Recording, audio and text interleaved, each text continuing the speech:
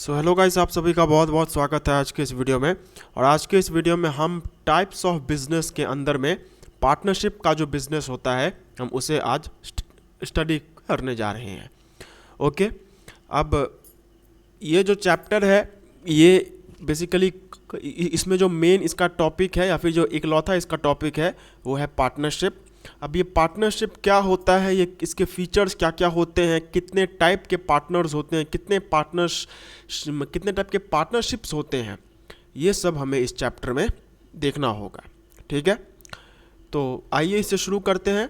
और जैसा कि मैंने हर एक लेक्चर में किया है कि पहले अगर आपको एक ब्रीफ नॉलेज देना ज़रूरी रहता है तो वो मैं आपको ज़रूर देता हूँ। तो वही हम यहाँ पे सबसे पहले इसमें स्टार्ट करने जा रहे हैं। Just a second. यस, तो देखिए पार्टनरशिप क्या होता है। अब आप में से जिन लोगों का 9-10 में कॉमर्स या इकोनॉमिक्स या फिर कुछ भी वैसा रहा होगा तो आपको पता होगा कि पार्टनरशिप क्या होता है। लेकिन अगर आप टोटली आपका 9-10 में साइंस था एंड आप 9-10 में साइंस लेने के बाद आप 11-12 में कॉमर्स लेके पढ़ रहे हैं तो आपको पार्टनरशिप फॉर्म क्या होता है ये शायद ना पता हो। तो अगर आपको पता है नहीं पता है उससे कुछ यहाँ पे मतलब नहीं हो रहा है। मेन चीज़ है कि मैं आपको स्टार्टिंग से सब कुछ समझाने वाला हूँ। तो सबसे पहले हम एक एग्जाम्पल के साथ स्टार्ट करते हैं। ठीक है, ये है स्कूल का लास्ट बेंच जहाँ पे स्कूल के जो लेजेंड्स होते हैं वो बैठते हैं। ठीक है, ये एक दोस्त है यहाँ पे बैठा हुआ, ये दूसरा दोस्त बैठा हुआ है, ये तीसरा दोस्त बैठा हुआ है। ठीक है, अब क्लास चल रही थी, कॉमर्स की ही क्लास चल रही थी। कॉमर्स के क्लास में पार्टनरशिप का ही चैप्टर चल रहा था। तो एक का नाम है, फॉर एग्जांपल एक का हम नाम यहाँ पे रखते हैं सनी, एक का नाम हनी, एक का नाम मनी। सनी, हनी, मनी, ये तीनों लास्ट बेंच में बैठे थे। तो जब पार्टनरशिप का लेक्चर चल रहा था तो ये लोग अपने में ही एक अलग पार्टनरशिप का लेक्चर चला रहे थे। लास्ट बेंचर्स हैं, सब कुछ तो ऑब्वियसली कुछ ना कुछ अलग तो सोचेंगे ही। तो ये लोग कहते हैं कि यार एक काम करते हैं ना, बाहर सामने में जो फेस्टिव सीज़न है वो भी आ रहा है तो क्यों ना एक ठेला लगाया जाए। मैं यहाँ पे फास्ट फूड के ठेले की बात कर रहा हूँ। एक ठेला लगाएंगे मस्त अपना, सुबह के हिसाब से खाना, पराठा, पूरी, कचौड़ी ये सब बेचेंगे और शाम को उसमें एग रोल, चाउमीन जो भी होगा वो सब कुछ इसमें बेचेंगे। तो ये कहता है यार आइडिया तो बहुत बढ़िया है, ये भी उसमें हाँ करता है, ये भी उसमें हाँ करता है। तो फिर ये बोलता है कि एक जन इसमें ये जो हनी है वो बहुत ज़्यादा, या फिर हनी छोड़िए मनी जो है, क्योंकि उसका नाम ही मनी है तो वो मनी से भी ज़्यादा वो बहुत हमेशा पैसों के बारे में ही सोचता रहता है। तो कहता है कितना लगेगा। तो कहेगा कि देख अगर एक महीने के हिसाब से अगर कहा जाए तो कुल मिला के 30 से 40 हज़ार रुपये लगने वाले। मैं 35,000 मान के चलता हूँ कि ठेला लगाने को 35,000 रुपया लगने वाला है। ठीक है, अच्छा तो कहता है ये पैसा कहाँ से आएगा। तो कहता है हम तीनों मिला करके करेंगे। तो अच्छा, तो बोलता है ठीक है। तो सनी बोलता है कि मैं इसमें 10,000 रुपये लगाने को तैयार हूँ। ठीक है, हनी बोलता है कि मेरे पास उतना पैसा नहीं है तो मैं इसमें सिर्फ 5,000 रुपये ही लगाऊंगा।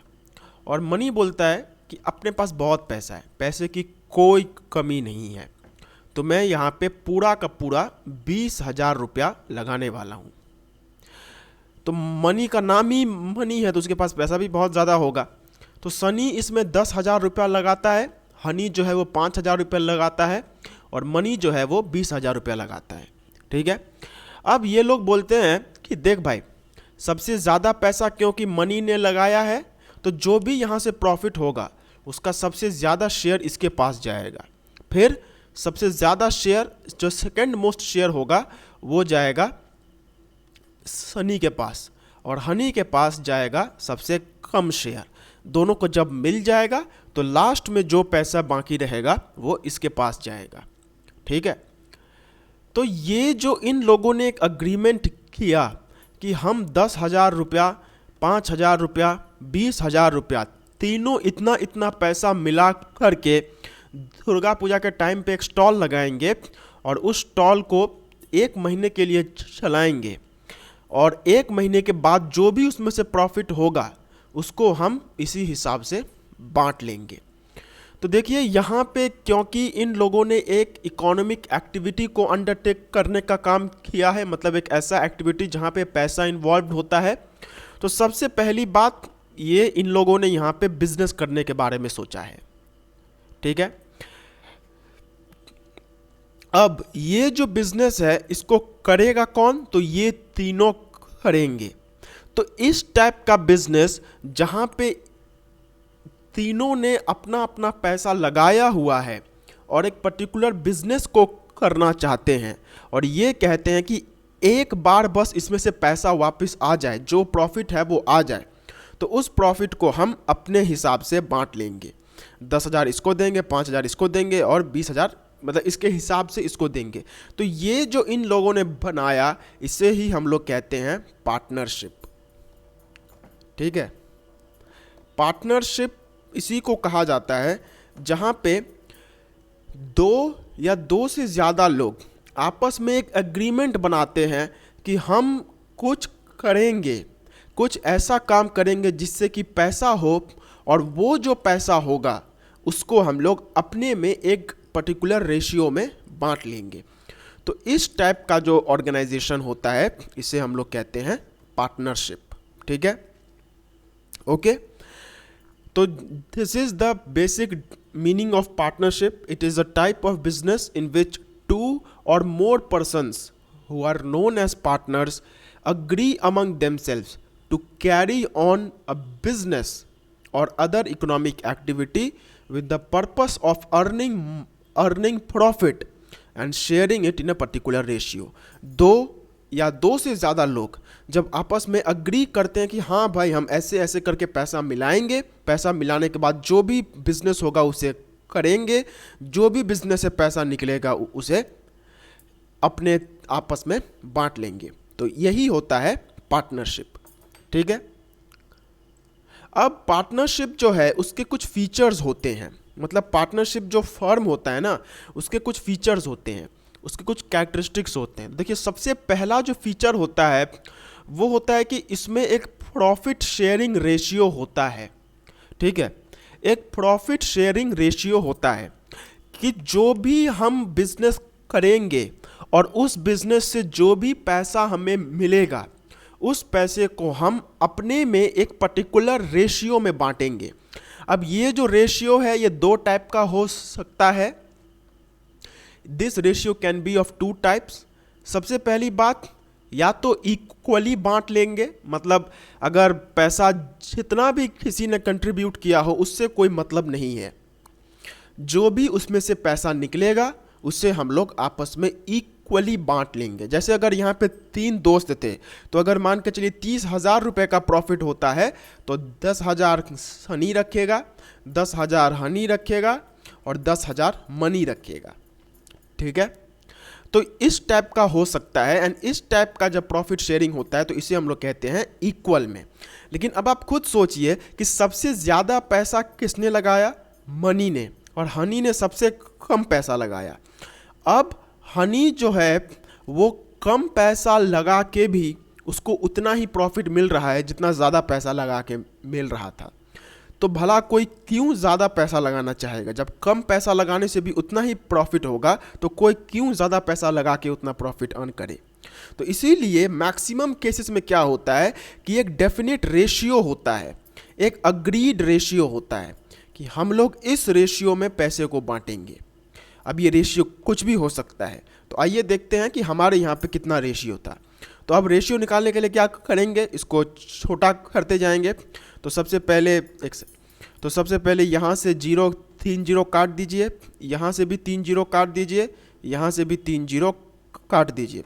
5 1 ज़ा 5, 5 2 ज़ा 10, 5 3 ज़ा 15, मतलब 2:1 5 1 2:1:4 इस रेशियो में ये बांटा जाएगा। जो भी पैसा होगा उसका 2 हिस्सा जाएगा सनी के पास, 1 हिस्सा जाएगा हनी के पास, एंड 4 हिस्सा जाएगा मनी के पास। तो ये होता है सबसे पहला चीज़ कि इसमें हमेशा एक प्रॉफिट शेयरिंग रेशियो होता है। अब वो प्रॉफिट शेयरिंग रेशियो या तो इक्वल हो सकता है या फिर एक पर्टिकुलर अग्रीड रेशियो में हो सकता है। फिर इसके बाद जो हमारा नेक्स्ट इसमें आता है वो होता है अनलिमिटेड लायबिलिटी। अनलिमिटेड लायबिलिटी, अब ये अनलिमिटेड लायबिलिटी क्या होती है? तो देखिए, अनलिमिटेड लायबिलिटी से पहले आपको ये समझना होगा कि लिमिटेड लायबिलिटी क्या होता है। तो आपको मैं एक बात बता देता हूँ कि देखिए, ये जो बिज़नेस है, ये बिज़नेस किसका है?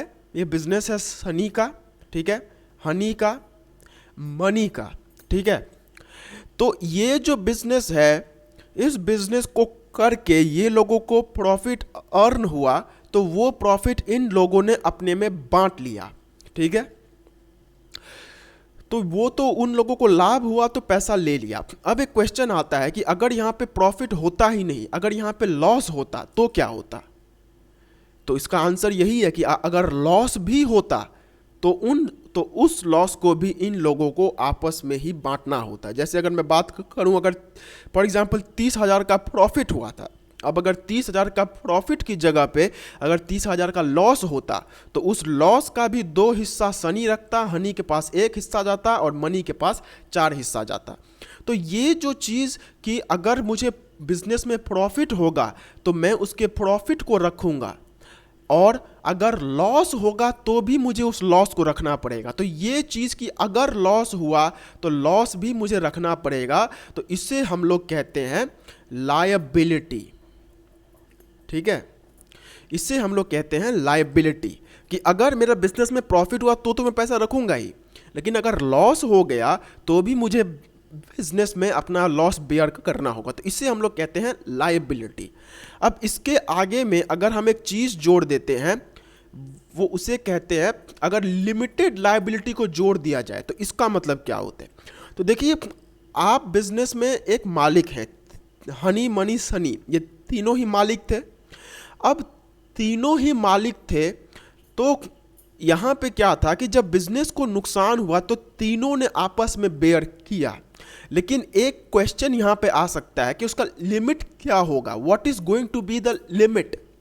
उसका लिमिट क्या होगा कि अगर नुकसान होगा तो किस हद तक नुकसान हम लोग झेलेंगे? तो ये जो लिमिट होता है ना, फॉर एग्जाम्पल अगर यहाँ पे मान के चलिए अगर 25,000 का नुकसान होता, ठीक है, तो 10,000 का नुकसान सनी का, 10,000 का नुकसान मनी का, और 10,000 का नुकसान 5,000 का नुकसान सनी का, हनी का, ठीक है। तो 25,000 का नुकसान हुआ, 25,000 के नुकसान में से 10,000 इसको गया, 10,000 इसको गया, 5,000 इसको गया। तो इसे हम लोग कहते हैं लायबिलिटी।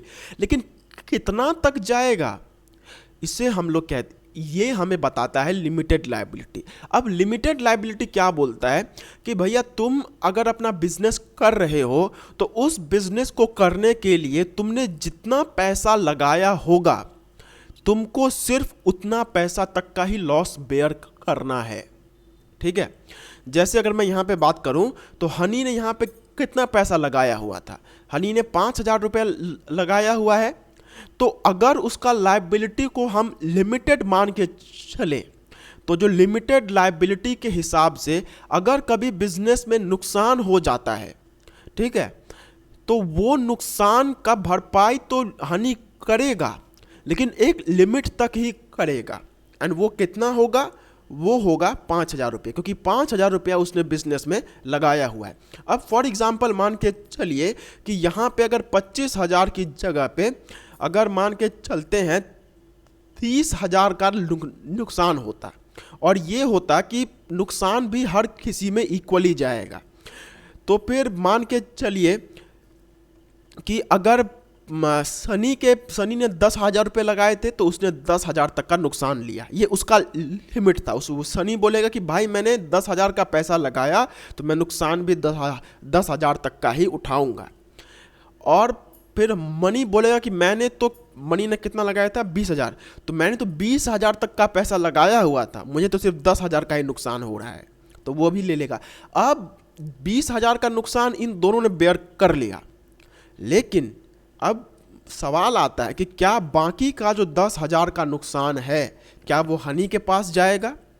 तो इसका क्वेश्चन है, तो इसका आंसर है कि अगर लिमिटेड लायबिलिटी होगा तो उस केस में ये नहीं हो सकता है। मतलब अगर हनी को ये दोनों बोलते हैं कि देख भाई 10,000 का नुकसान हमने भरपाई किया, 10,000 का उसने किया, अब 10,000 का नुकसान बाकी का जो बचा हुआ है वो तुझे लेना होगा, तो हनी यहाँ पे बोलेगा कि नहीं नहीं नहीं नहीं, ऐसा नहीं हो सकता है, मैंने बिजनेस में 5,000 लगाया है तो मुझे सिर्फ 5,000 तक का ही नुकसान मैं अपने ऊपर में लूँगा, बाकी का नुकसान से मुझे कोई मतलब नहीं है। तो इससे हम लोग कहते हैं लिमिटेड लायबिलिटी। अब ये लिमिटेड लायबिलिटी का मतलब क्या होता है कि जितना तुमने बिजनेस में पैसा लगाया है, जितना तुम्हारा हिस्सा है बिजनेस में, तुम सिर्फ उतना तक का ही नुकसान बेयर करोगे, उसके बाद उसके ऊपर का अगर नुकसान आता है तो उसका क्या होगा इससे तुम्हें कोई मतलब नहीं है। इसे हम लोग कहते हैं लिमिटेड लायबिलिटी। और अनलिमिटेड लायबिलिटी का मतलब क्या होता है? अनलिमिटेड लायबिलिटी का मतलब होता है कि भैया तुमने कितना लगाया है और कितना नहीं लगाया है इससे कोई मतलब नहीं है, जितना भी कंपनी का नुकसान होगा, जितना भी पार्टनरशिप का नुकसान होगा वो तुमको बेयर करना ही होगा। तुम ये नहीं बोल सकते कि भाई मैंने सिर्फ 5,000 रुपया लगाया है तो मैं 5,000 रुपया तक का ही नुकसान भरूंगा, ये चीज़ नहीं होगा। भले ही नुकसान 1,00,000 का ही नुकसान क्यों ना हो जाए, अगर 1,00,000 का भी नुकसान अगर हुआ होगा तो तुमको 1,00,000 का नुकसान का भरपाई करना होगा। तुम इसमें ये नहीं कह सकते हो कि भाई मैं 5,000 मैंने लगाया है तो मैं सिर्फ 5,000 तक का ही नुकसान भरूंगा, नहीं, ये चीज़ नहीं होगा। तो ये चीज़ जब आपने जितना लगाया है उससे कई गुना ज़्यादा पैसा का नुकसान का भरपाई आपको करना पड़ सकता है, इससे हम लोग कहते हैं अनलिमिटेड लायबिलिटी। तो लिमिटेड लायबिलिटी का मतलब जितना पैसा मैंने बिजनेस में लगाया उतना पैसा तक का ही सिर्फ नुकसान मैं झेलूंगा, उसके बाद का नुकसान का क्या होता है I am least bothered about that. लेकिन अनलिमिटेड लायबिलिटी का मतलब क्या होता है कि तुमने कितना लगाया कितना नहीं लगाया इससे किसी को कोई मतलब नहीं है, नुकसान हुआ जितना भी हुआ हो चुपचाप उसकी भरपाई करो, ठीक है। तो ये था limited liability and unlimited liability. अब आपको एक चीज़ हमेशा ध्यान रखना होगा, वो ये है कि पार्टनरशिप के केस में कभी भी लिमिटेड लायबिलिटी नहीं होता है। मतलब पार्टनरशिप के केस में कभी भी ये नहीं हो सकता है कि अगर किसी पार्टनर ने 5,000 रुपया तक लगाया है तो वो सिर्फ 5,000 तक का ही नुकसान का भरपाई करेगा, ये चीज़ नहीं होगा। पार्टनरशिप में हमेशा, चाहे वो कैसा ही पार्टनरशिप क्यों ना हो, उसमें हमेशा ही अनलिमिटेड लायबिलिटी होगा। मतलब जितना भी पैसा तुमने लगाया हो उससे कोई मतलब नहीं है, जब नुकसान का बारी आएगा तो तुमको पूरा नुकसान देना पड़ेगा। तो ये चीज़ आप हमेशा ध्यान में रखिएगा कि पार्टनरशिप में कभी भी लिमिटेड लायबिलिटी नहीं हो सकता है, पार्टनरशिप इज ऑलवेज अनलिमिटेड, ठीक है। तो ये इसका एक दूसरा फीचर था कि अनलिमिटेड लायबिलिटी। फिर इसके बाद होता है it is a mutual association. Mutual association मतलब कि हम लोगों ने अपनी सहमति से इसको स्टार्ट किया हुआ है। म्यूचुअल एसोसिएशन का मतलब क्या होता है कि हनी, सनी और मनी, इन लोगों ने आपसी सहमति से ये बिजनेस को स्टार्ट किया है। ऐसा नहीं है कि हनी और मनी को तो मन था लेकिन हनी को मन नहीं था, लेकिन उन दोनों ने क्या किया, हनी को गोली दिखाया, बोला ए आ चुपचाप पार्टनरशिप में आ, हमें कुछ नहीं सुना, पार्टनरशिप में आ। ऐसे नहीं होना चाहिए। म्यूचुअल एसोसिएशन, म्यूचुअल कंसेंट से ये होना चाहिए। फिर पार्टनरशिप का जो सबसे इम्पोर्टेंट फैक्टर है वो है कि इसमें एटलीस्ट 2 लोग होना चाहिए, एटलीस्ट 2 पर्सन्स।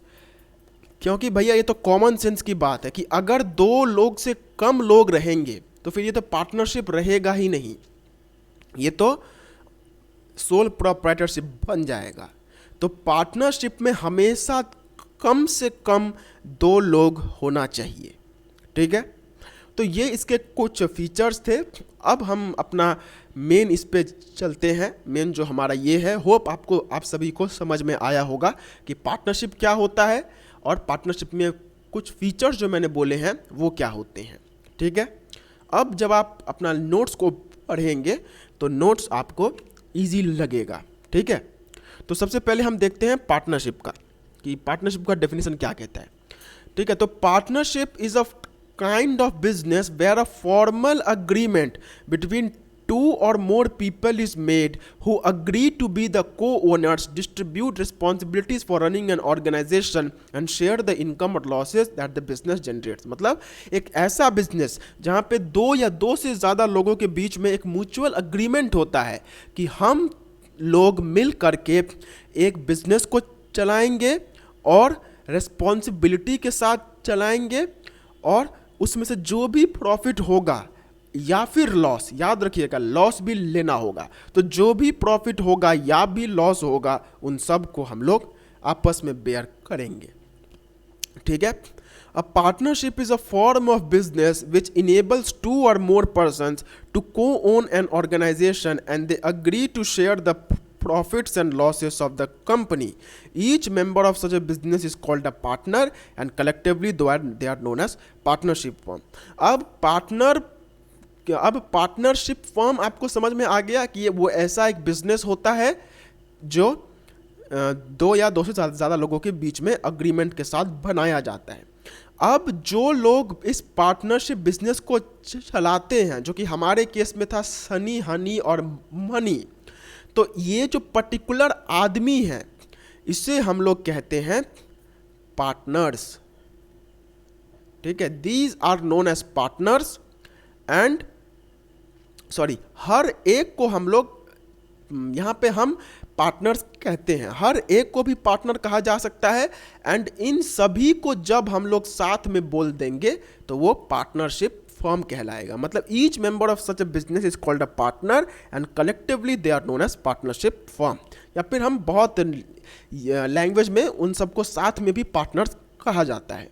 ठीक है, तो पार्टनर्स क्या होते हैं ये आपको समझ में आया कि जो लोग मालिक होते हैं उस पार्टनरशिप फर्म के उसे हम लोग पार्टनर कहते हैं।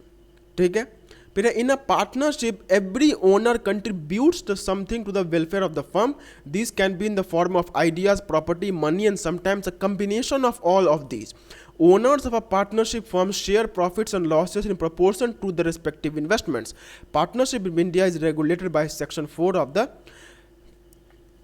Indian Parliament. ये Indian Parliament Act नहीं होगा, ये होगा Indian Partnership Act, और ये Section 4 यहाँ पे नहीं होगा। ठीक है, तो देखिए पहली बात, पार्टनरशिप का मतलब क्या होता है? एक ऐसा बिजनेस जहाँ पे दो या दो से ज़्यादा लोग आपस में अग्री करते हैं कि हम एक बिजनेस को चलाएंगे, उस बिजनेस का जो भी प्रॉफिट एंड लॉस होगा उसे आपस में बांट लेंगे। जो मालिक होते हैं उस बिजनेस के उसे हम लोग पार्टनर कहते हैं। अब यहाँ पे एक बहुत इंपॉर्टेंट कंसेप्ट आता है, वो ये है कि हमारे यहाँ पे हमने ये देखा था कि हमारे तीन पार्टनर्स थे, Sunny, honey and money, and तीनों ने पैसा लाया था तब जाके ये पार्टनरशिप फर्म स्टार्ट हुआ था। सनी ने कितना लाया था? 10,000 रुपया, हनी ने 5,000 रुपया लाया था एंड मनी ने 20,000 रुपया लाया था। तो यहाँ पे ये हर कोई आदमी पैसा ला रहा है, मनी ला रहा है, लेकिन क्या ये ज़रूरी है कि सिर्फ पैसा लाने से हो जाएगा, या फिर पैसों को छोड़ के भी कुछ और चीज़ अगर लाया जाए तो उससे भी पार्टनरशिप फर्म बन सकता है? क्या पार्टनरशिप फर्म सिर्फ पैसों के बलबूते पे बनता है? तो इसका आंसर है नहीं। अगर ऐसा होता कि फॉर एग्जांपल ये जो हनी है, ये हनी बोलता कि देख भाई मेरे पास पैसा तो एकदम नहीं है, लेकिन मैं हूँ एक MBA, ठीक है, और मैं एक MBA हूँ, अगर मैं तेरे बिजनेस में रहूँगा ना तो तेरा जो बिजनेस है वो 6 महीने में एकदम इंडिया के टॉप बिजनेस में आ जाएगा। तो हनी और मनी बोलेंगे कि हाँ भाई बात तो ठीक बोल रहा है, इसमें स्किल्स भी है। तो ज़रूरी नहीं है कि जो पार्टनर है वो सिर्फ पैसा ही लाए, वो अगर आइडियाज़ भी लाता है तो भी वो पार्टनर बन सकता है। इसी के साथ साथ ये भी हो सकता था कि इसके पास कोई MBA की डिग्री नहीं थी, लेकिन इसके पापा की बहुत सारी प्रॉपर्टी थी। तो सनी और मनी और हनी बोल रहे थे कि देख भाई बिजनेस तो करेंगे, लेकिन बिजनेस करेंगे कहाँ? ऑफिस चाहिए, फैक्ट्री चाहिए, तो ये सब होगा कहाँ? तो हनी बोलेगा देख भाई मेरे पास है बहुत सारी प्रॉपर्टी, ये इतना बड़ा लैंड है, ये इतना सारा लैंड में मेरा पूरा प्रॉपर्टी है, यहाँ पे बस मेरा घर है एंड ये जो पोर्शन है ये पूरा खाली है। तो तू लोग अगर मुझे अपने बिजनेस में पार्टनरशिप फर्म बनाता है तू लोग अगर मुझे पार्टनर बनाता है तो मैं ये प्रॉपर्टी तुम लोगों को इस्तेमाल करने के लिए दे दूंगा। तो यहाँ पे भी वो पार्टनर बन सकता है, ठीक है। तो ज़रूरी नहीं है कि भाई सिर्फ पैसा ही लाए, वो पैसे के साथ साथ आइडियाज़, प्रॉपर्टी, मनी, और कभी कभार तो कम्बिनेशन भी आता है। जैसे अगर मान के चलिए कि सनी और मनी जो थे उन्हीं लोगों ने सिर्फ पार्टनरशिप स्टार्ट की थी। अब हनी जो है वो जुड़ना चाहता है। अब हनी को जुड़ने के लिए ये दोनों बोलते हैं, देख भाई हमारे पार्टनरशिप फर्म में जुड़ना है ना, तो 1 लाख रुपया लगेगा। 1 लाख रुपया का अगर कंट्रीब्यूशन तू हमारे बिजनेस में करता है तो तू हम लोगों का पार्टनर बन सकता है। अब ये बोलेगा देख भाई मेरे पास 1 लाख रुपया तो नहीं है, लेकिन 20,000 रुपया तो है। और बोलेगा बाकी का 80,000, तो बोलेगा देख तुम लोगों के पास मैंने सुना है कि कोई फैक्ट्री नहीं है, तुम लोग किसी दूसरे के फैक्ट्री में अपना सामान बनाते हो और उसे ये करते हो। अब तुम लोगों को अगर फैक्ट्री खरीदना होगा तो मार्केट में, जस्ट फॉर एग्जांपल, मार्केट में अगर तुम वो फैक्ट्री लेने जाते हो तो वो फैक्ट्री तुमको 1.5 लाख रुपए का पड़ सकता है। लेकिन यहाँ पे अगर तुम मुझे अपने बिजनेस फर्म में पार्टनर बना लो तो मैं बाकी के 80,000 रुपये में ही तुमको वो फैक्ट्री दे सकता हूँ। तो ये दोनों बोलेंगे क्या बात है भाई, बाकी बाहर में 1.5 लाख का फैक्ट्री, यहाँ पे सिर्फ 80,000 रुपये में वो फैक्ट्री मिल जा रहा है। तो बोलेगा हाँ हाँ आजा आजा आजा। तो एक पार्टनर जो है वो पैसा ला सकता है, वो आइडियाज़ ला सकता है, वो प्रॉपर्टी ला सकता है, या फिर इन सब का कम्बिनेशन भी ला सकता है। एंड ये क्वेश्चन आप थोड़ा सा ध्यान में रखिए, ऑल्दो अभी तो मुझे ठीक से नहीं पता है, लेकिन अगर ये क्वेश्चन आपको एक MCQ में पूछा जा सकता है कि पार्टनरशिप बिजनेस जो है वो किसके थ्रू रेगुलेट होता है, तो उसका ये है इंडियन पार्टनरशिप एक्ट 1932। ठीक है, ये वो कानून है, जैसे कॉन्स्टिट्यूशन है तो वैसे ही एक कानून है जिसका नाम है पार्टनरशिप फर्म। ठीक है, फिर है फीचर्स ऑफ पार्टनरशिप। अब मेन चीज़ तो हमने यहाँ पे थोड़े बहुत चीज़ तो हमने यहाँ पे देख ही लिया है। फिर है तो सबसे पहले इसमें देखते हैं क्या है, agreement between partners. It is an association of 2 or more individuals and a partnership arises from an agreement or a contract. The agreement becomes the basis of the association between the partners. Such an agreement is in the written form. An oral agreement is even-handedly legitimate. In order to avoid controversies, it is always good if the partners have a copy of the written agreement. देखिए, partnership firm हमेशा agreement पे ही होता है। There will be an agreement. जब तक दो लोगों के बीच में अग्रीमेंट नहीं होता है कि हम बिजनेस को स्टार्ट करेंगे, तब तक हम ये नहीं कह सकते हैं कि वो लोग पार्टनरशिप बिजनेस कर रहे हैं। पार्टनरशिप बिजनेस में हमेशा एक अग्रीमेंट हमेशा ही रहेगा। There will always be a agreement between the partners. एक आदमी दूसरे के साथ अग्रीमेंट में जाएगा कि हम दोनों इतना इतना पैसा लाएंगे, जो प्रॉफिट होगा उसे आपस में इसी तरीके से बांट लेंगे। तो हमेशा एक अग्रीमेंट होता है। अब ये जो अग्रीमेंट है ये आप लिखित में भी ले सकते हैं, जिसे हम लोग पार्टनरशिप डीड कहते हैं। पार्टनरशिप डीड क्या होता है, जैसे हर एक चीज़ का कॉन्ट्रैक्ट होता है तो वैसे ही एक पार्टनरशिप फर्म का भी एक ऐसा डॉक्यूमेंट होता है जहाँ पे वो पार्टनरशिप फर्म के बारे में सब कुछ लिखा रहता है कि इस पार्टनर में ये फर्म है, इतने इतने लोगों ने यहाँ पे पैसा लगाया हुआ है, इतना इतना प्रॉफिट शेयरिंग रेशियो, मतलब सिंपली पार्टनरशिप फर्म का बायोडेटा। तो आप ये जो अग्रीमेंट है उसे या तो आप मतलब रिटर्न में रख सकते हैं, आप उसे लिख सकते हैं, या फिर ये ओरल भी हो सकता है कि हमने कहा कि यार देख लिखने की कोई बात नहीं है, तू मेरा दोस्त है ना, अरे हम दोनों में दोस्ती है भाई, हमेशा ही दोस्ती रहेगी, तो हम दोनों को कोई लिखने की ज़रूरत नहीं है। हम सिर्फ मुंह से बोल देते हैं कि आज से मैं तेरे बिजनेस में पैसा लगाऊंगा, जो भी पैसा होगा उसमें से अपना हिस्सा मैं ले लूँगा। तो मुंह के वर्बल अग्रीमेंट भी हो सकता है, लेकिन अगर आप चाहते हैं कि एक ठीक तरीके से बिजनेस हो तो आपको हमेशा ही एक रिटन अग्रीमेंट होना चाहिए, क्योंकि दोस्त ना रहा ये कभी भी हो सकता है। आज जो बोल रहा है कि अरे भाई तू मेरा दोस्त है ना, कोई ज़रूरत नहीं है, फ्यूचर में चल के जब भी कोई दिक्कत होगा तो मुझे बोलना, हो ही सकता है वो बाद में चल के आस्तीन का सांप हो जाए। तो इसीलिए उसे रिटन में लिखना बहुत ज़्यादा जरूरी होता है, ठीक है। फिर है two or more persons. In order to manifest a partnership, there should be at least two persons possessing a common goal. To put it in other words, the minimum number of partners in an enterprise can be two. However, there is a constraint on their maximum number of people. अब देखिए, कम से कम 2 लोग तो होना ही चाहिए, क्योंकि अगर एक आदमी बोलेगा कि मैं पार्टनरशिप फर्म को स्टार्ट करूंगा, तो वो पार्टनरशिप फर्म नहीं रहेगा, वो सोल प्रोप्राइटरशिप बन जाएगा। तो पार्टनरशिप फर्म में हमेशा ही always there will be 2 persons, minimum 2 लोग तो होंगे ही, क्योंकि एक आदमी कभी भी पार्टनरशिप फर्म नहीं बना सकता है, ठीक है। जब 2 आदमी होंगे तो ही दोनों के बीच में अग्रीमेंट हो सकता है। एक आदमी अगर कुछ करता है तो वो इस तरीके से होता है, that will be a sole proprietorship. फिर इसके बाद the sharing of profit, another significant component of the partnership is the accord between partners has to share gains, ये हैज टू नहीं होगा, ये एज टू होगा, as to share gains and losses of a trading concern. However the definition held in the partnership act elucidates partnership as an association between people who have consented to share the gains of business. The sharing of the loss is implicit, hence sharing of gains and losses is vital. मतलब हमेशा एक ratio में profit sharing होता है, ठीक है। मतलब ये पॉइंट क्या बोल रहा है कि पार्टनरशिप फर्म में जो भी प्रॉफिट या लॉस होता है वो आपस में बांट दिया जाता है। ऐसा नहीं होता है कि सिर्फ एक ही आदमी उस प्रॉफिट को या फिर उस लॉस को रखता है। There is sharing of profit and losses.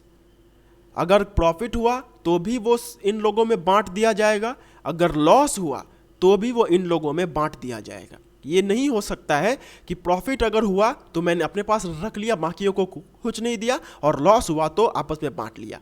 ये चीज़ नहीं होगा। हमेशा ही जो भी प्रॉफिट होगा, जो कहते हैं ना कि कद्दू कटेगा तो सब में फटेगा, तो यहाँ पे जो कद्दू है वो कटे या ना कटे, वो हमेशा ही सब में फटने वाला है, ठीक है। फिर है business motive. It is important for a firm to carry out some kind of business and should have a profit gaining motive. मतलब अगर आप पार्टनरशिप करना चाहते हैं तो उसमें हमेशा कोई ना कोई बिजनेस होना चाहिए। There must be a business, ये कि आप यहाँ पे कम दाम में सामान बनाएंगे, ज़्यादा दाम में सामान को बेचेंगे, प्रॉफिट अर्न करेंगे। Business motive, profit earning motive, ये होना चाहिए।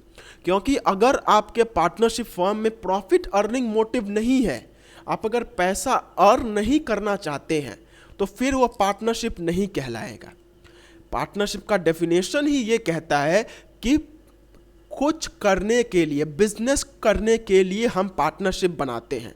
तो अगर आप बिजनेस ही नहीं करना चाहते हैं तो वो पार्टनरशिप फर्म नहीं रहेगा। जैसे हो ही सकता है कि सोनू और मोनू आपस में एक एग्रीमेंट बनाते हैं कि हम दोनों हर महीना 10-10 हज़ार रुपया करके लगाएंगे, और जो भी रास्ते में आवारा कुत्ते भटकते रहते हैं, जो स्ट्रीट डॉग्स होते हैं, उनको हम लोग खाना खिलाएंगे।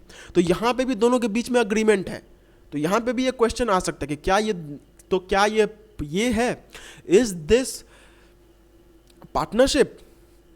तो इसका आंसर होगा नहीं। क्यों? क्योंकि पार्टनरशिप में हमेशा ही एक प्रॉफिट मोटिव रहता है। There is always a profit earning motive. बिना प्रॉफिट मोटिव के पार्टनरशिप हो ही नहीं सकता है। अगर आप नॉन प्रॉफिट काम कर रहे हैं, जैसे कुत्तों को खाना खिलाना, गरीबों के लिए एक NGO banana, so that is not partnership, ठीक है। फिर है mutual business. The partners are the owners as well as the agent of their firm. Any act performed by one partner can affect other partners and the firm. It can be concluded that this point acts as a test of partnership for all the partners. देखिए, mutual business का मतलब क्या होता है? Mutual business का मतलब होता है कि हम जो भी पार्टनर्स होते हैं, जैसे फॉर एग्जांपल ये हमारा एक पार्टनर है, फिर ये हमारा एक पार्टनर है, ये हमारा एक पार्टनर है, तो इन तीनों के बीच में एक म्यूचुअल अग्रीमेंट होता है। There is always a mutual agreement between them. ये लोग एक साथ काम करते हैं, ये नहीं हो सकता है कि फॉर एग्जांपल ये जो पार्टनर है, इस पार्टनर ने फॉर एग्जांपल ये इसके नाम दे देते हैं, partner number A, partner number B, partner number C. अब ए क्या करता है कि बी और सी को बिना पूछे किसी दूसरे बिजनेस के साथ एक कॉन्ट्रैक्ट कर लेता है, ठीक है। अब वो जो बिजनेस था, फॉर एग्जांपल ये एक बिजनेस है, ठीक है, ए क्या करता है कि इन दोनों के बीच में एक कॉन्ट्रैक्ट हो जाता है। अब इन दोनों के बीच में कॉन्ट्रैक्ट होता है, लेकिन उस कॉन्ट्रैक्ट से हो जाता है भारी नुकसान, ठीक है। फॉर एग्जांपल 1 लाख रुपए का नुकसान हो जाता है। अब ये जो 1 लाख रुपए का नुकसान है ये ए को होता है, ठीक है। अब ए जाता है बी और सी के पास कि देख भाई, मैंने तो प्रॉफिट अर्न करने के लिए यहाँ पे कॉन्ट्रैक्ट किया था, लेकिन क्या करें, समय ठीक ही नहीं चल रहा है, नुकसान हो गया। तो अब क्योंकि यहाँ पे नुकसान हुआ है तो बी और सी ये नहीं कह सकते हैं कि ये क्या हमसे पूछा था क्या, बोला नहीं, तो फिर हमें मतलब नहीं है, जा जा तेरा नुकसान है तू झेल। ये चीज़ नहीं हो सकता है, ठीक है, ये चीज़ नहीं हो सकती। बी और सी जो है वो कभी भी ये नहीं बोल सकते हैं कि हम ए ने जो किया उसमें हमारा कोई लेना देना नहीं है। ऑल्दो ए ने बिना उनसे पूछे वो काम किया है, ए ने उनकी परमिशन नहीं ली, लेकिन फिर भी बी और सी जो है वो ये नहीं बोल सकते हैं कि भाई ये तो हमसे बिना पूछे ये सब कुछ कर रहा था, हमें कुछ नहीं पता है। ये नहीं हो सकता है। आप म्यूचुअल हैं, एक अगर कुछ करता है तो दूसरे का असर, तो वो जो चीज़ है उसका असर दूसरे पे पड़ेगा। फिर दूसरा एक बात है कि ये जो होते हैं, जो पार्टनर होते हैं, वो अपने बिजनेस फर्म के एजेंट होते हैं। इसीलिए मैंने यहाँ पे बोला कि 1 लाख रुपया का यहाँ पे नुकसान हो गया। ये नुकसान किसने करवाया? ए ने, ठीक है। अब आप बोल सकते हैं कि सर ये तो गलत है ना, ए ने बिना पूछे उन लोगों से किया, अब वो लोग क्यों उसका नुकसान भरे? तो इसी का चीज़ है कि जो पार्टनर होते हैं वो हमेशा अपने बिजनेस फर्म के एजेंट होते हैं, वो अपने बिजनेस फर्म को रिप्रेजेंट करते हैं। तो अगर किसी पार्टनर ने कोई गलत काम किया है, नुकसान किया है, तो इसका मतलब ये है कि उस पार्टनरशिप फर्म ने ही उस नुकसान को किया हुआ है। अगर ए ने किसी के साथ कोई नुकसान किया तो ए क्योंकि पार्टनरशिप फर्म का एजेंट है, ये इसका मालिक, ये इसका नौकर, तो क्योंकि नौकर ने कुछ किया है तो सीधा मालिक के पास जाएगा। इसीलिए जब ए ने यहाँ पे नुकसान कर दिया तो हम ये मान के चल लेते हैं कि पार्टनरशिप फर्म ने ही नुकसान किया हुआ है। और पार्टनरशिप फर्म ने नुकसान किया, इसका मतलब बी और सी ने भी नुकसान किया, क्योंकि अगर ए पार्टनरशिप फर्म का एजेंट है तो बी और सी भी ये हैं, और पार्टनरशिप फर्म ने नुकसान किया तो इन लोगों ने भी नुकसान किया। इसीलिए ये लोगों को भी यहाँ पे देना होगा। अब आपको ये गलत लगे कि सही लगे, लेकिन यही रूल है, ठीक है। एंड जो मोस्ट इंपॉर्टेंट बात है वो है अनलिमिटेड लायबिलिटी। मतलब पार्टनरशिप फर्म में आपने चाहे जितना ही पैसा क्यों ना लगाया हो, अगर कभी भी नुकसान होता है एंड वो नुकसान जो है वो आपके कंट्रीब्यूशन से ज़्यादा हो जाता है, तो आप ये नहीं बोल सकते हैं कि भाई मैंने बस इतना पैसा लगाया है, मैं बस इतना तक का ही नुकसान अपने पे लूँगा। नो, अनलिमिटेड लायबिलिटी है भाई।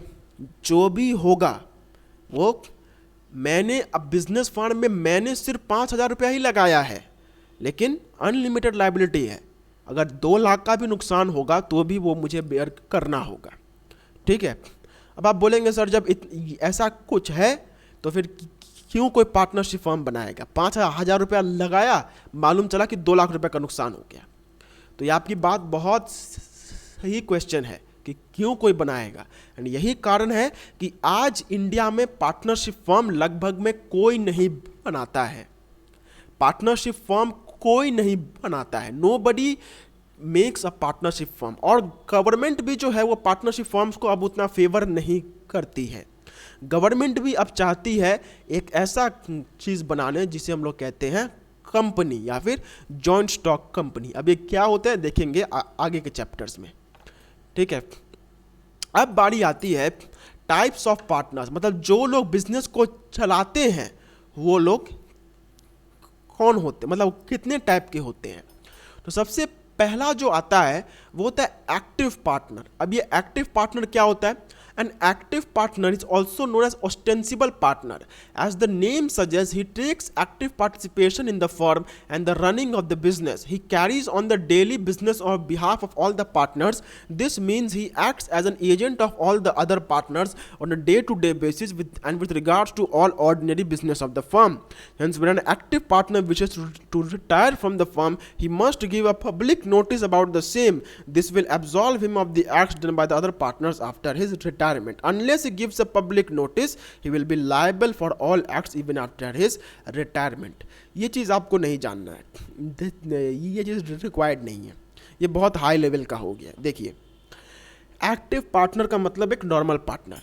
मैंने बिजनेस में पैसा लगाया, अब मैं बिजनेस में रोज आ रहा हूँ, अपने ऑफिस में बैठ रहा हूँ, फाइल्स पे साइन कर रहा हूँ, मीटिंग्स अटेंड कर रहा हूँ, तो ये जो मैं नॉर्मल काम कर रहा हूँ इसे ही कहा जाता है एक्टिव पार्टनर। मतलब एक ऐसा पार्टनर जो काम कर रहा है, जिसने बिजनेस में पैसा लगाया और बिजनेस में जो भी जरूरी काम है वो सारा काम वो कर रहा है।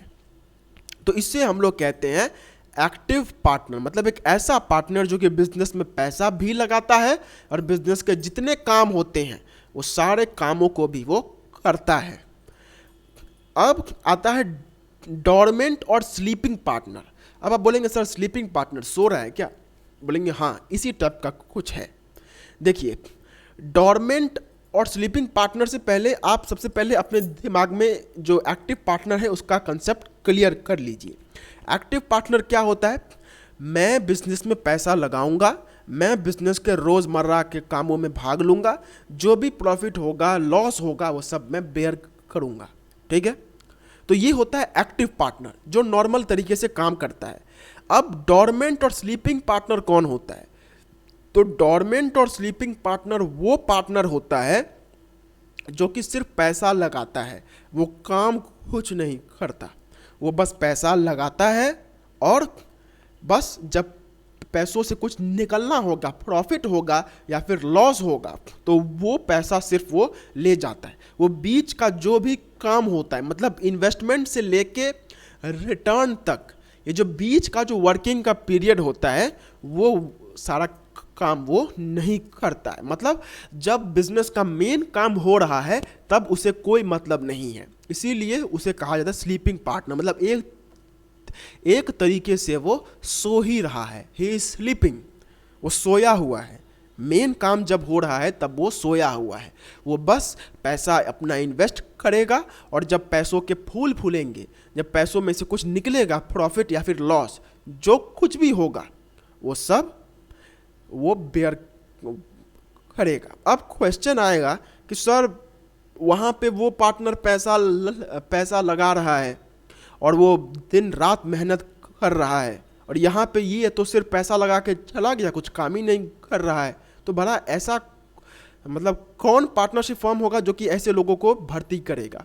देखिए, ये क्वेश्चन आपका लॉजिकल है, लेकिन सबसे बड़ा बात है कि डॉर्मेंट और स्लीपिंग पार्टनर जो होता है ना, वो कोई नॉर्मल पार्टनर नहीं होता है। अगर मैं बात करूं तो अगर कोई नॉर्मल पार्टनर होगा ना, तो नॉर्मल पार्टनर अगर आपका कोई बिजनेस में फॉर एग्जांपल अगर वो 5 लाख रुपया लगाता है, तो जो स्लीपिंग पार्टनर होगा ना, स्लीपिंग पार्टनर उसी की जगह पे वो कम से कम अगर होगा तो 10 लाख रुपया वो लगाएगा। ठीक है, वो उसका कंट्रीब्यूशन बहुत ज़्यादा होता है।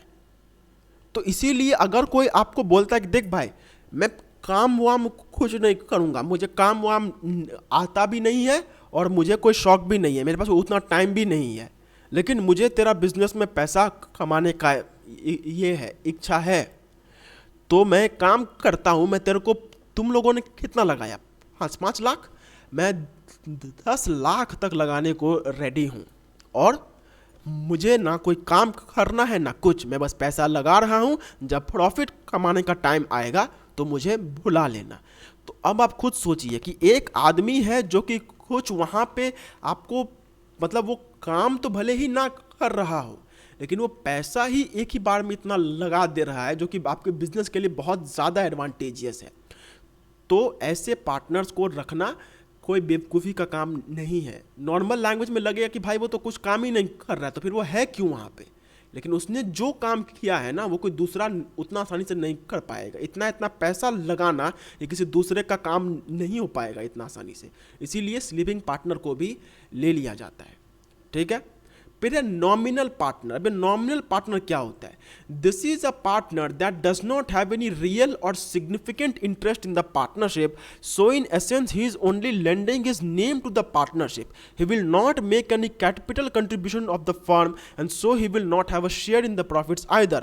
But the nominal partner will be liable to outsiders and third parties for act done by any other partners. देखिए नॉमिनल पार्टनर कौन होता है? जो कि सिर्फ नाम के लिए होता है।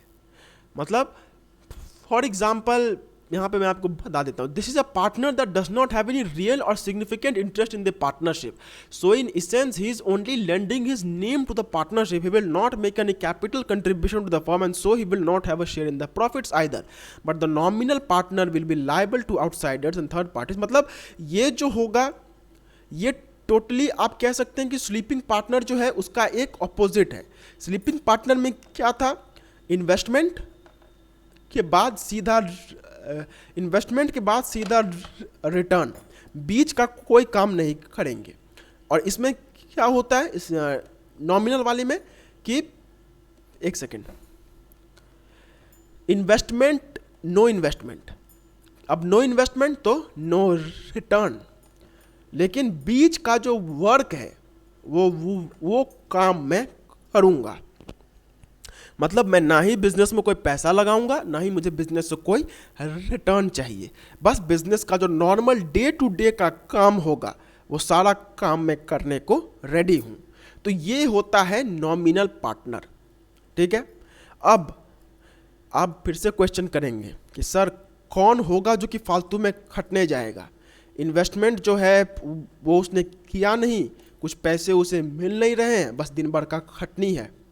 तो यहाँ पे भी आपका आंसर मैं आपको बता देता हूँ. देखिए नॉमिनल पार्टनर जो होता है ना, ये बहुत रेयर केसेस में ही होता है. जैसे बहुत टाइम पे क्या होता है कि कुछ लोग क्या करते हैं कि फॉर एग्जांपल अगर 2-3 पार्टनर्स ऐसे हैं जिन लोगों का उतना पावर नहीं है, ठीक है, तो वो लोग एक ऐसे आदमी को कुछ दिनों के लिए अपॉइंट कर सकते हैं और उसे सैलरी दे सकते हैं. मतलब सैलरी के बेसिस पे उसे अपना एक पार्टनर बना लिया है कि तुमने मेरे बिजनेस में पैसा नहीं लगाया तो तुम्हें रिटर्न भी नहीं मिलेगा, लेकिन यहाँ पे आओ, हमें तुम्हारे काम की ज़रूरत है, तो हम तुम्हें हर महीना इतना पैसा देने को रेडी हैं और तुम हमारे बिजनेस में एक पार्टनर की तरह ही काम आओगे.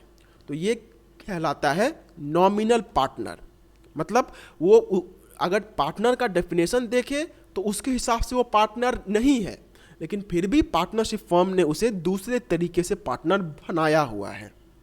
अब ये कब होता है? ये तब हो सकता है जब एक ऐसा आदमी हो जिसके पास कोई ये ना हो. मतलब बहुत टाइम पे होता है कि मुझे किसी ऐसे आदमी की अपने बिजनेस फर्म में ज़रूरत है जो कि हमारे बिजनेस को कोई ये दे सकता है. जैसे फॉर एग्जांपल अगर आपको ये चाहिए, अगर आपको कोई इंडस्ट्रियल लाइसेंस चाहिए, तो अगर वैसे में कोई ऐसा आदमी है जो कि आपके पार्टनरशिप फर्म को बहुत आसानी से इंडस्ट्री का लाइसेंस दिला सकता है, तो आप उसे कुछ समय के लिए सैलरी पे दे करके उसे अपना पार्टनर बना सकते हैं. तो इसे हम लोग कहते हैं नॉमिनल पार्टनर, जो कि रूल के हिसाब से वो पार्टनर नहीं है, लेकिन वो बस सैलरी के हिसाब से पार्टनर बन गया है.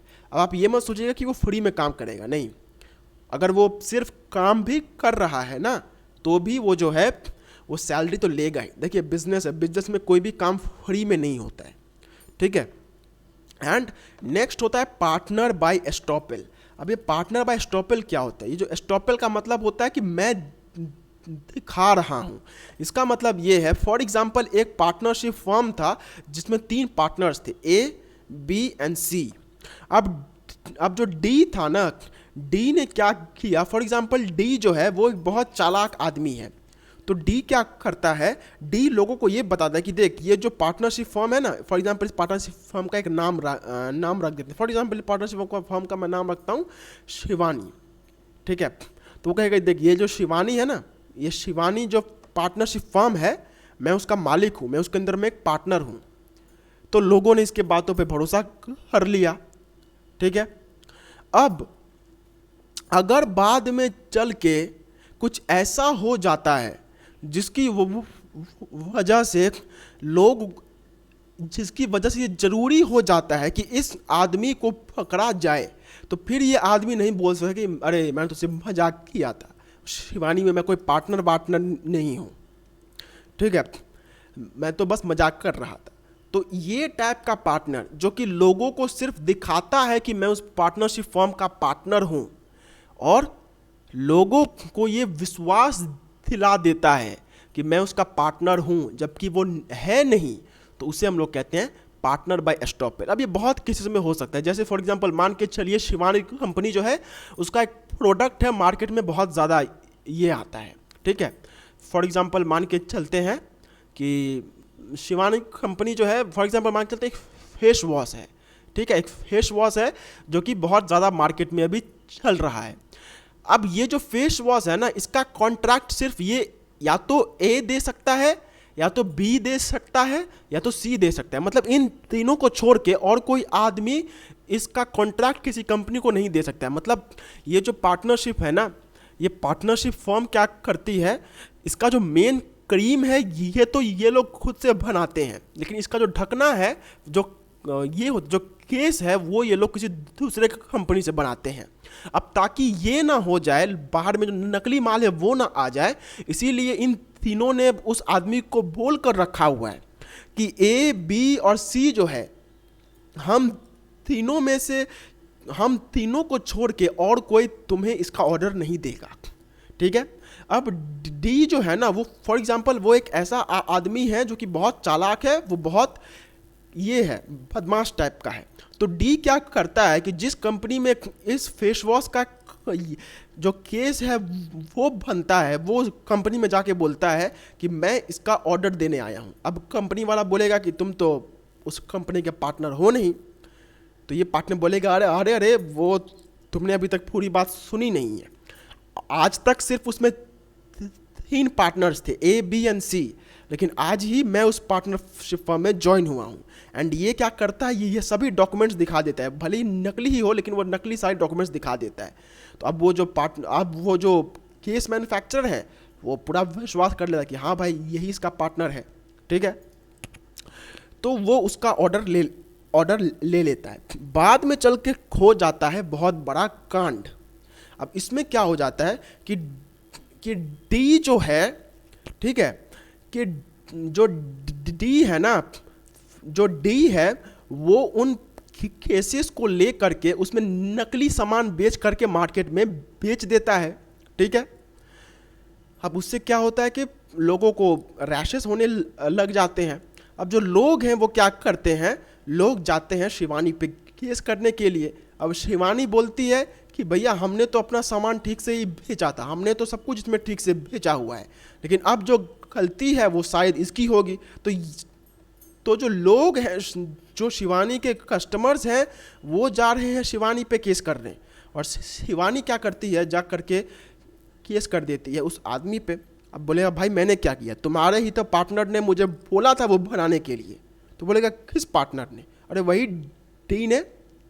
अब डी फंस जाता है, पुलिस आती है डी के घर पे डी को अरेस्ट करने के लिए। अब डी बोलेगा अरे सर वो तो मैंने बस मजाक में बोल दिया था।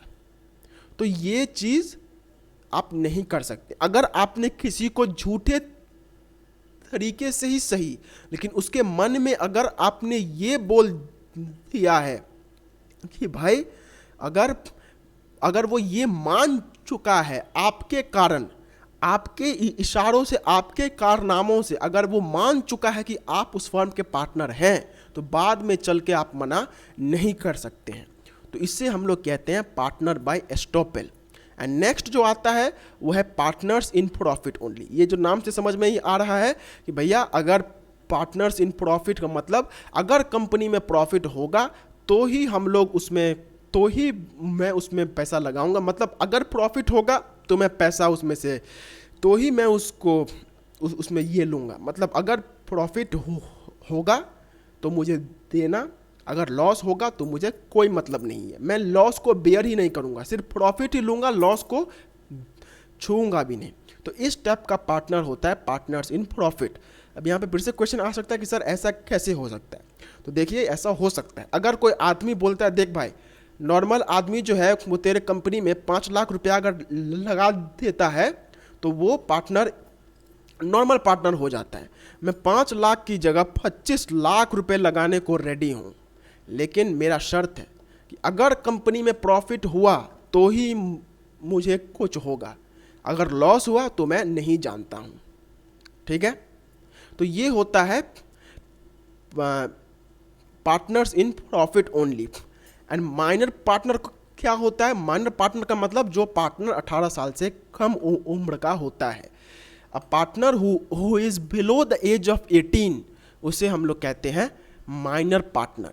So minor partner cannot be a partner of a firm according to the Contract Act. However, a partner can be admitted to the benefits of a partnership if all partner gives their consent for the same. He will share profits of the firm, but his liability for the losses will be limited to his share in the firm. मतलब minor partner क्या होता है? Minor partner का मतलब होता है partner जो कि 18 साल से कम उम्र का हो। अब नॉर्मली जो पार्टनर होता है 18 साल से कम उम्र का, वो उसको आप पार्टनर बना नहीं सकते हैं, ये पहला रूल है।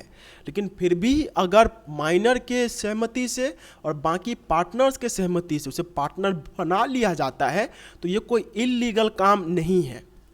लेकिन यहाँ पे जो ध्यान में रखना होगा कि अगर मैं 18 साल से कम उम्र के किसी आदमी को अपना पार्टनर बना रहा हूँ तो पहली बात उसे सिर्फ प्रॉफिट मिलेगा, ठीक है, और इसके बाद अगर लॉस होता है तो उसके ऊपर में अनलिमिटेड लायबिलिटी नहीं आएगी। मतलब ऐसा नहीं हो सकता है कि अगर लॉस हुआ 1 करोड़ का लॉस हुआ उसमें से 5 लाख का लॉस हर एक पार्टनर को हुआ, जबकि माइनर ने सिर्फ 50,000 रुपये लगाए थे।